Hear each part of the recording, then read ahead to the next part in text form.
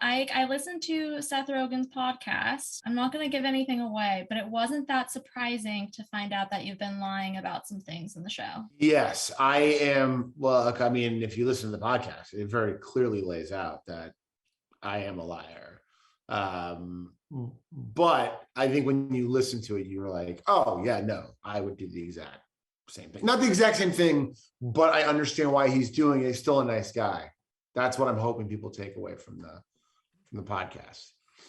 Yeah, sure.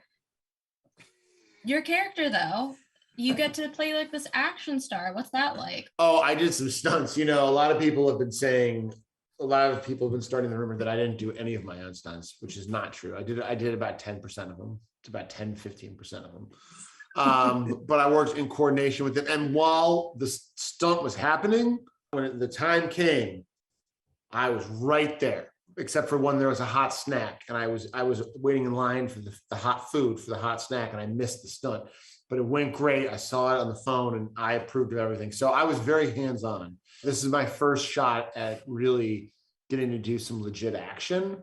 And I was like, I'm going to take this opportunity. I'm going to run with it. I haven't gotten any calls since then, but I don't know. What did you think of my performance? Let's send this to Tom Cruise. Do you know him? Oh my gosh. The next Fast and the Furious. Like if Dwayne's not going to do it, I'll do it. If Dwayne's out, I'm in. I'm sure there's a good co-star for you. Under 5. Under 5 what? Maybe? Under 5 lines. 5 lines. So I would have under 5 lines? Uh-huh. I'm sure that could be arranged. So like if it's like the Fast and the Furious, there's like a scene where like I'm like some like scumbag in his car who's like yelling at someone, and like Vin Diesel comes over and is like, we need your car, and like throws me in the back seat, and I'm like, oh, dog, you're just like my wife. You don't respect me. And he's like, shut up. Like that's the part I would play. That's what you would want me to play. Or Grand Theft Auto, one of the bystanders. Yeah, one of the bystanders who gets capped in Grand Theft Auto. Oh my god, this backfired. You're perfect for it, eh? This backfired. I'm gonna stick to light comedy. Zoe, I love you playing a romantic like interest for somebody. It was so heartwarming seeing you with Sam and that Sam's episode. I don't know why. What was that like? I had an hour break and I just spent the whole hour posting a birthday message to him on Instagram. He's a way better scene partner than Ike. He actually knows how to like take care of his fellow actor. He doesn't talk over you. He actually does his lines for you even when he's not on screen, whereas Ike was once again on snacks. I don't do that. I don't do your coverage. That is a rule. Yeah, he doesn't. I wish we had his stunt double on here because Ike's stunt double really should get the credit for everything. I wish my stunt double had to act with you too. I wish my stunt double had to act with you. It genuinely seems like such a fun cast though. Like Ike, you were kind of, I don't want to say that nobody liked you in the show, but you can say that. No. I had one ride or die. Kelvin Yu in that show. Kelvin Yu is like kind of my ride or die. Ned, he's just like, oh, this guy's great. Like I'll say something terrible, and he's like, oh, nice. So but everyone else finds me to be absolutely repugnant, and so they should. The cast, it seems like it was so much fun to film. What, like, if you had to say anything though to tease the show, it's obviously like a murder mystery meets like, I don't even know how to describe it. How would you describe it, Ike? I would say if you're a fan of murder mysteries, you're going to love the show because it's a just incredibly well thought out whodunit with all kinds of twists and turns.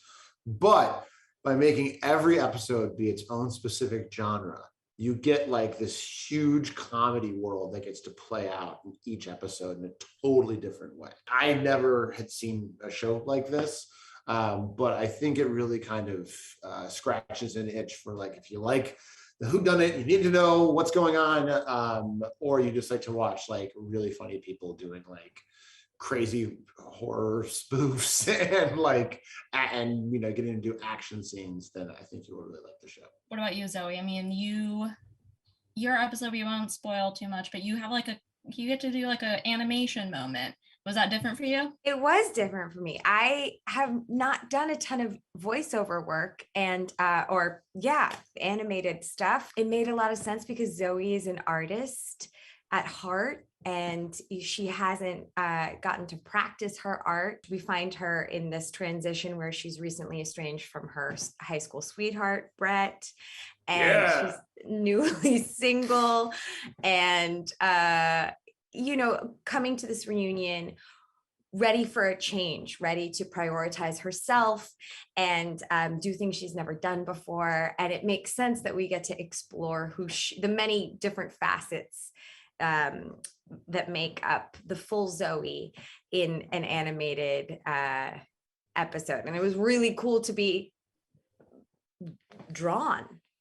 And it was, I've never been animated before. I really appreciate them giving me such high cheekbones. And they gave Zoe these like beautiful high cheekbones. And for me, they were like, it's almost like the animators made a bet. Like, how far do you think we can get the gap in his teeth to be before like Apple's like, hey guys?